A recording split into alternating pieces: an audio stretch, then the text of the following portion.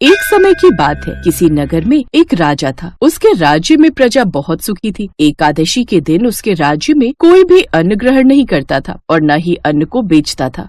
सभी लोग फलाहार करते थे। एक बार भगवान श्री हरि ने राजा की परीक्षा लेनी चाहिए। तब भगवान श्री हरि एक सुंदर स्त्री का रूप धारण करके सड़क पर जाकर बैठ गए। जब राजा वहाँ से गुजरा तो उसने उस स्त्री को देखा। उसकी सुंदरता देखकर राजा चकित रह गया। राजा ने उससे पूछा, हे सुंदरी, तुम कौन हो और इस तरह यहाँ बीच रास्ते में क्यों बैठी हो? तब सुंदर स्त्री बनी भगवान बोले, मैं बेसहारा हूँ। इस दुनिया में मेरा कोई जानने वाला नहीं है। मैं किससे सहायता मांगू? राजा पहले ही उसके रूप पर मोहित हो चुका था, तो उसने उस सुंदरी से कहा, तुम मेरे साथ मेरे महल में चलो और मेरी रानी बनकर रहो। ये सुनकर वह सुंदरी बोली, मैं तुम्हारी बात मान लूंगी, पर तुम्हें इस राज्य का अधिकार मुझे सौंपना होगा। राजा उसके रूप पर मोहित था, इसलिए उसने इस सुंदरी की सभी शर्तें स्वीकार कर ली और उस सुंदरी को अपने महल ले गया और उससे विवाह कर उसे रानी बना लिया। अगले ही दिन देवउठनी एकादशी थी। उस सुंदरी ने सभी को आदेश दिया कि बाजारों में बाकी दिनों की तरह अन्न बेचा जाए। उसने महल में मांसाहारी भोजन पकवाया तथा परोसकर राजा को खाने के लिए कहा। ये देखकर राजा ने कहा, रानी, आज देवउठनी एकादशी है, आज तो मैं केवल फलाहार करूंगा। तब उस सुंदरी ने अपनी शर्त राजा को याद दिलाई और कहा, ये खाना आपको खाना होगा, नहीं तो मैं बड़े राजकुमार का सर कटवा दूंगी। यह सुनकर राजा बहुत दुखी हुआ। तब उसने अपनी यह स्थिति बड़ी रानी से कही। तब बड़ी रानी बोली, महाराज, धर्म न छोड़े, बड़े राजकुमार की बलि दे दें। बेटा तो फिर मिल जाएगा, लेकिन धर्म नहीं मिलेगा। ऐसा कहकर बड़ी रानी रोने लगी। तभी बड़ा राजकुमार वहाँ आ गया। बड़ी रानी की आंखों में आंसू देखकर राजकुमार ने अपनी माँ से रोने का कारण पूछा। तब बड़ी रानी ने राजकुमार को सारी बात बता दी। इस पर राजकुमार बोला, मैं सिर कटवाने के लिए तैयार हूँ, पिताजी के धर्म की रक्षा जरूर होगी।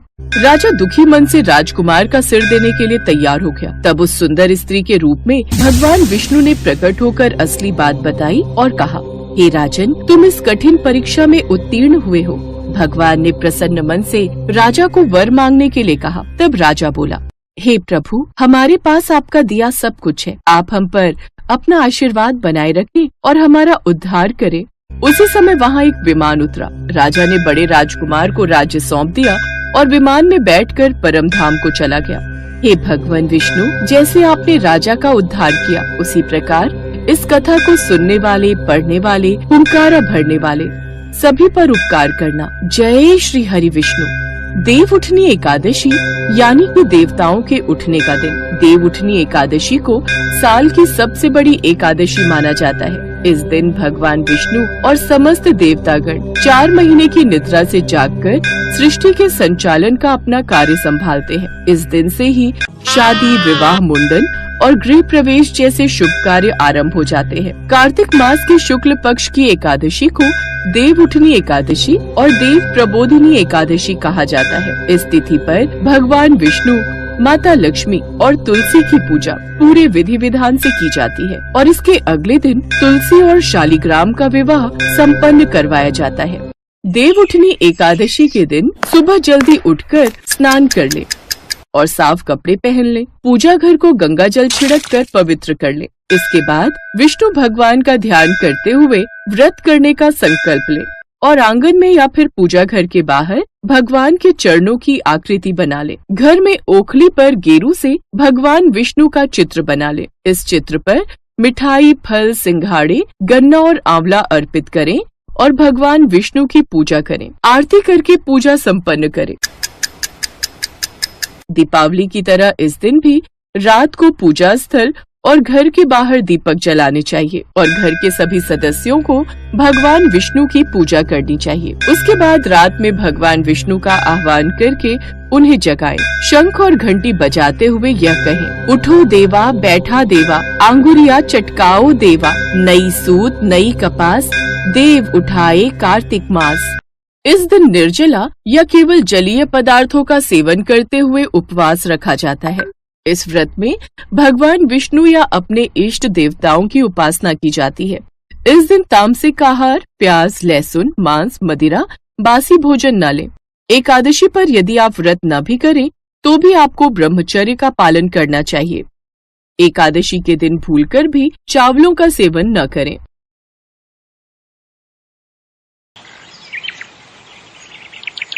जगतपुरा नाम के एक गांव में रामू नाम का एक मछुआरा रहता था। रामू बहुत सीधा साधा था, इसलिए सभी उसका फायदा उठाते थे। वो हर रोज नदी में अपनी नाव लेकर बीच दरिया में चला जाता और उसके बाद मछली पकड़ता था। रोज की तरह आज भी रामू अपनी नाव लेकर नदी के बीचों बीच चला गया। आज मौसम अच्छा है, आज तो बहुत सारी मछलियां मिलनी चाहिए। ये कहकर रामू ने नदी में जाल फेंक दिया और कुछ देर बाद जब जाल उठाया तब उसने देखा कि जाल में बहुत सारी मछली है। ये देखकर रामू खुश हो गया। अरे वाह, आज तो मजा ही आ जाएगा। लेकिन रामू जब वो मछलियां लेकर नदी किनारे पहुंचता है तब रतन नाम का एक मछुआरा उसके पास आता है और रामू से सारी मछलियां छीन लेता है। ये क्या, मेरी मछलियां मुझे लौटा दो। नहीं, तुझे याद नहीं है, तूने मुझसे 200 रुपए उधार लिए थे, इसीलिए आज ये मछलियां मेरी हो गई। ये बोलकर रतन चला जाता है। रामू रोते हुए घर लौटता है। रामू की बीवी सरला रोने का कारण पूछती है और रामू सब कुछ बताता है। सरला गुस्से में कहती है, असल में खोट तुम में है, तुम कुछ कर ही नहीं सकते। मैंने एक पागल से शादी कर ली है, पागल से। रामू को सब लोग पागल ही बुलाते हैं। उसे अब इस चीज की आदत हो गई है। वो बस पूरे मन से भगवान विष्णु को बुलाता है। हे विष्णु भगवान, इस भक्त की मनोकामना पूरी कर दीजिए। सब लोग मुझे चिढ़ाते हैं, मेरा फायदा उठा लेते हैं, मुझे बचा लीजिए भगवान। भगवान विष्णु सब कुछ देख रहे हैं। वो अपने मन में कहते हैं, बेटा रामू, इतनी आसानी से किसी को कुछ भी नहीं मिलता है। अगर तुझे मेरी कृपा चाहिए तो तुझे परीक्षा देनी होगी। जब समय आएगा तब मैं तेरी परीक्षा लूंगा। उधर रामू रोज की तरह मर कर जीता रहता है। घर पर उसकी बीवी कहती है, देखो, पिछले 2 दिन से मैंने कुछ नहीं खाया है।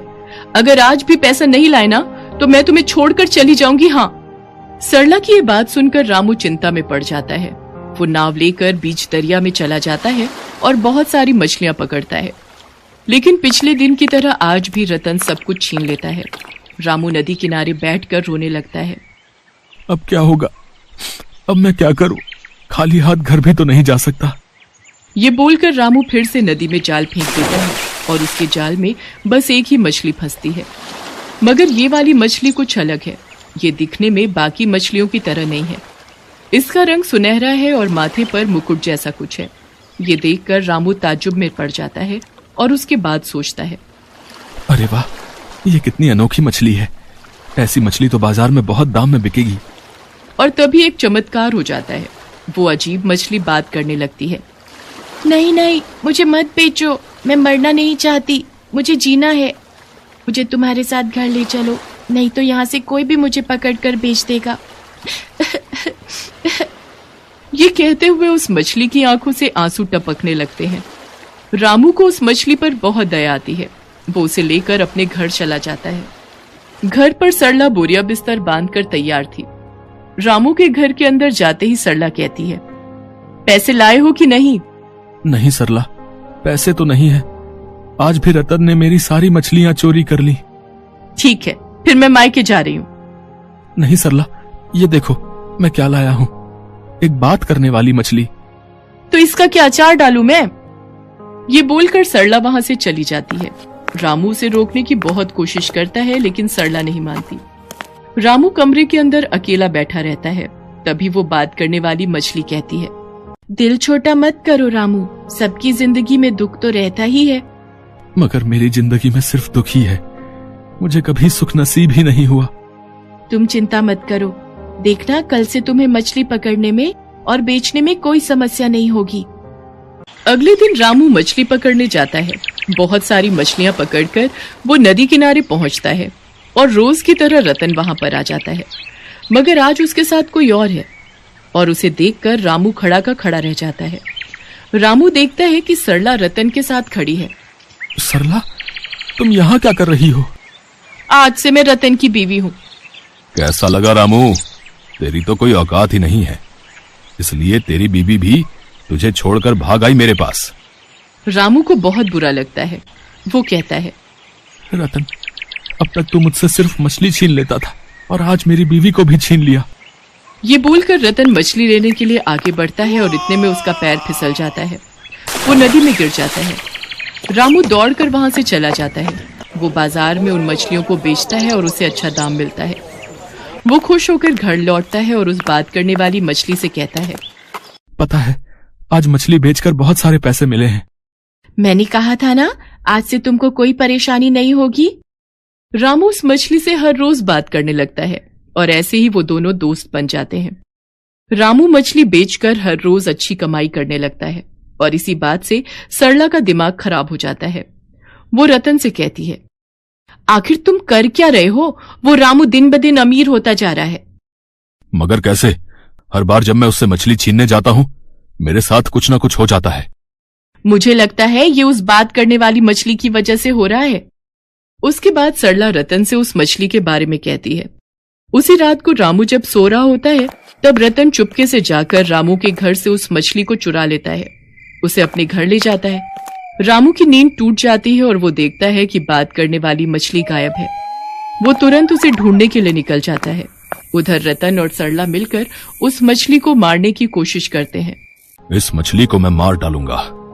रतन एक चाकू से उस मछली को मारने जाता ही है कि तभी वहां रामू चला आता है और कहता है, मत मारो उसे, वो मेरी दोस्त है, मत मारो।